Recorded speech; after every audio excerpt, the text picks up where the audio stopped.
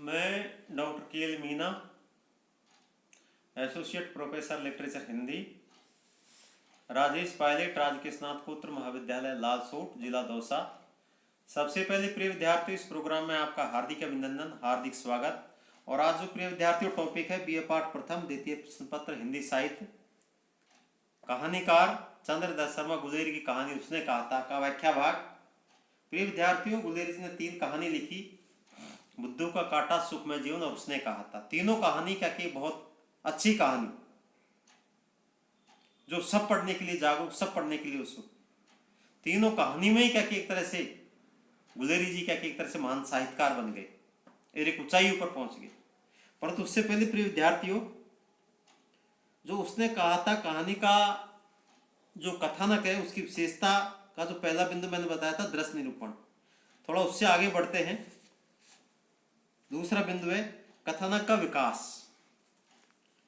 प्रस्तुत कहानी के कथानक का विकास स्वाभाविक ढंग से हुआ है। इसमें कई घटनाओं का परस्पर संयोजन किया गया है। किशोर अवस्था में लहना सिंह और सूबेदारनी का जो परिचय हुआ है, उसे लेखक ने सरल स्नेह का आधार बताकर कथानक में घटनाओं का सृजन किया है। लहना सिंह का जर्मनी के मोर्चे पर जाना और वह सूबेदार हजार सिंह के साथ उसके पुत्र बोधा सिंह की सुरक्षा का ध्यान रखना, शत्रुओं के द्वारा अप्रत्याशित आक्रमण करना और लहना सिंह के घायल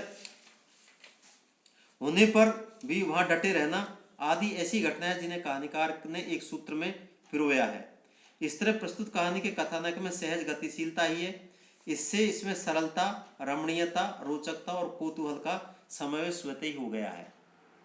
अतः प्रस्तुत कहानी के कथानक का विकास स्वाभाविक एवं उचित ढंग से हुआ है। ये कहानी की एक तरह से दूसरी विशेषता, दूसरा बिंदु है। तीसरा, नाटकीयता का समावेश। प्रस्तुत कहानी के कथानक में उसे गति प्रदान करने वाले कथोपकथनों का समावेश किया गया है। इसके घटनाक्रम में अत्यंत नाटकीयता है। पहले दृश्य में अपरिचित किशोरी का मिलन नाटकीय ढंग से होता है। किशोरी के द्वारा अपनी सगाई हो जाने की बात कहे जाने से किशोर लहना सिंह असंयत हो जाता है और रास्ते में अनियंत्रित आचरण करता हुआ घर पहुंचता है। इस घटना के बाद उन दोनों में संवेद विच्छेद हो जाता है। पाठक उन दोनों पात्रों के विषय में और अधिक जानना चाहता है, परंतु तभी जर्मनी के मोर्चे का दृश्य सामने आ जाता है, जिसमें मधुर संवादों के साथ अप्रत्याशित आक्रमण होने का दृश्य सामने आता है। लहना सिंह के हृदय में जो निष्ठा, पवित्र प्रेम और वचन निर्वाह की भावना थी, उसके लिए वह अपने प्राणों की बाजी लगाने के लिए उद्यत रहता है। इस प्रसंग में लेखक ने सिख सैनिकों के स्वभाव तथा युद्ध क्षेत्र की गतिविधियों की ओर भी संकेत किया है। इस तरह प्रस्तुत कहानी के कथानक में अत्यंत नाटकीयता दिखाई देती है, जिससे इसमें सरसता और प्रभावकता आ गई है। इस विशेषता के कारण कहानी का कथानक क्या कि श्रेष्ठ है। आइए प्रिय विद्यार्थी बिंदु और लेते हैं। नंबर 4, कथानक की संभाव्यता। प्रस्तुत कहानी का कथानक यद्यपि लेखक द्वारा कल्पित और मिश्रित है, परंतु इसमें उपस्थापन इस तरह किया गया है कि वह पूर्णतः यथार्थ एवं संभव लगता है। चौक की दुकान पर किशोर किशोरी का मिलन, परस्पर बातें करना, अंत में लहना सिंह का असंयत आचरण करना पूरी तरह यथार्थ लगता है। वहां बाद में युद्ध क्षेत्र की घटनाओं में और लहना सिंह के जीवन के क्षणों का चित्रण करने पर संभवतः गुण का सुंदर समावेश हुआ है। ऐसा लगता है कि इसमें कल्पना लेस मात्र भी नहीं है तथा कहानीकार आंखों देखी सत्य घटनाओं को मार्मिकता से सुन रहा है। इस कहानी के कथानक की अनुपम ये विशेषता है। आइए प्रिय विद्यार्थियों, व्याख्या भाग देखिए। मैंने तेरे को आते ही पहचान लिया है, एक काम कहती हूँ, मेरे तो भाग फूट गए। सरकार ने बहादुरी का खिताब दिया है, लायलपुर में जमीन दी है, आज नमक हलाली का मौका आया है, पर सरकार ने हम तीमियों की एक घाघरिया पलटन क्यों न बना दी, जो मैं भी सूबेदार जी के साथ चली जाती। एक बेटा है फौज में भर्ती हुए, उसे एक ही बरस हुआ है, उसके पीछे 4 और हुए पर एक भी नहीं जिया। सूबेदारनी रोने लगी, अब दोनों जाते हैं। प्रसंग कठिन शब्दार्थ, किताब का प्राय, सम्मानजनक पुरस्कार और तीमिया का प्राय, औरतें। प्रसंग प्रस्तुत अवतरण चंद्रदत्त शर्मा गुलेरी जी की उसने कहा था कहानी से लिया गया है। मोर्चे अपने शिविर में लहना सिंह घायल पड़ा था, उसका जीवनांत निकट था, मृत्यु के कुछ क्षण पूर्व वह घायल दशा में स्वप्न देख रहा था। उसी स्वप्न में सूबेदारनी से मुलाकात का दृश्य भी उसे दिखाई दिया। यह प्रसंग उसी स्वप्न से संबंधित है।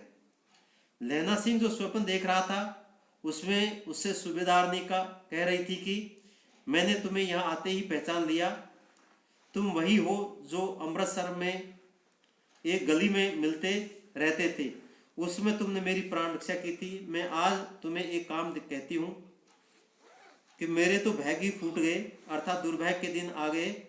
भले ही सूबेदार जी की वीरतापूर्ण कार्य के लिए बहादुरी का सम्मान मिला है और सरकार ने लायलपुर में जमीन भी दी है, परंतु आज सरकार के नमक का बदला चुकाने का समय आया गया है और सरकार के प्रति वफादारी निभाने और कर्तव्य पालन का मार्मिक मौका आया है।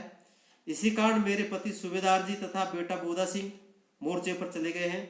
यदि सरकार हम औरतों की भी एक फौज बना देती तो मैं भी अपने पति सूबेदार जी के साथ मोर्चे पर चली जाती, अर्थात पति की रक्षा करने के लिए तैयार रहती, परंतु हम औरतों की फौज कहाँ बनी।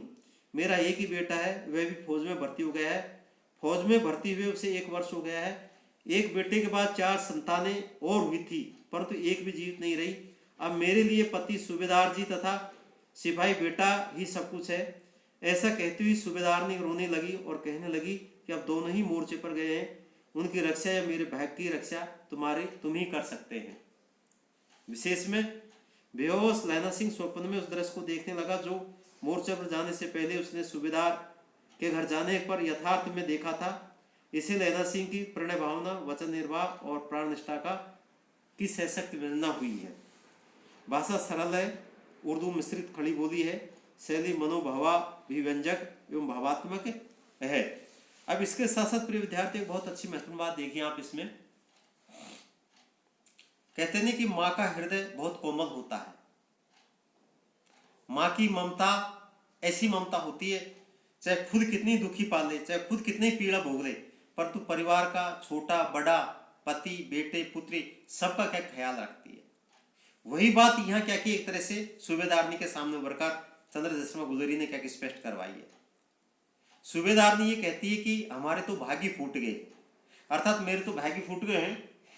एक बेटा है, फौज में गया हुआ है, 1 वर्ष हुए हैं, 4 संतानें हुई, बाकी संतानें मर गई और जो एक बेटा है वो फौज में गया है और दिन रात क्या कि चिंतित रहती हूँ कि मेरा बेटा और मेरा पति फौज में है, उनकी रक्षा करूँ या मेरी रक्षा करूँ। दिन रात टेंशन रहती, दिन रात क्या कि चिंतित रहती है। कहते हैं कि माँ की ममता का कोई मोल नहीं होता, माँ की ममता अनमोल होती है। माँ की ममता को जितना नापे जाए, जितना कि उसकी सेवा की जाए, जितना कि उसके बारे में कुछ कहा जाए, प्रिय विद्यार्थी उतना ही कम है। खुद सूखा रूखा कैसे भी सुख दुख के माध्यम से क्या अपना जीवन यापन कर लेगी, परंतु पति हो, चाहे बेटा हो, चाहे संतान हो, चाहे चिर परिचित हो, चाहे रिश्तेदार हो, उनके लिए क्या कि वो पहला अपना सर्व सब कुछ क्या समर्पित करता नजर आएगी। तो वही बात क्या कि चंद्रदशमा गुलेरी जी ने सूबेदारनी के माध्यम से व्यक्त करवाई। सूबेदारनी कहते हैं कि मेरे तो क्या कि भाग्य फूट गए हैं, क्या कि अर्थात दुर्भाग्य के दिन आ गए हैं। भले ही सूबेदारनी की वीरतापूर्ण कार्य के लिए बहादुरी का सम्मान मिला हो, सरकार ने लायलपुर में जमीन भी दी है, परंतु आज सरकार के नमक का बदला चुकाने का समय आ गया, अर्थात सरकार के प्रति वफादारी निभाने और कर्तव्य पालन का मौका आया है। भले जो मुझे कुछ करना चाहिए, जो मुझे कुछ होना चाहिए, वो क्या कि आज क्या कि मुझे मौका नहीं मिल पाया। सरकार यदि औरतों की फौज बना देती, सरकार यदि औरतों को क्या सेना में भर्ती कर लेती, तो क्या कि हम भी क्या कंधे से कंधे, कदम से कदम मिलाकर क्या कि हम भी क्या कि बॉर्डर पर जाकर शत्रु से क्या कि युद्ध करते, रणभूमि या युद्ध भूमि में क्या कि उनसे क्या कि तरह से क्या कि लोहा मनवाते, उनको भी क्या कि एक तरह से क्या कि बाध्य कर देते। परंतु हमारी क्या एक सीमा है, तो इसका एक ऐसा माँ की ममता उजागर की है जिससे क्या कि सब कुछ ये होता है कि हाँ माँ की ममता कितनी महत्वपूर्ण होती है।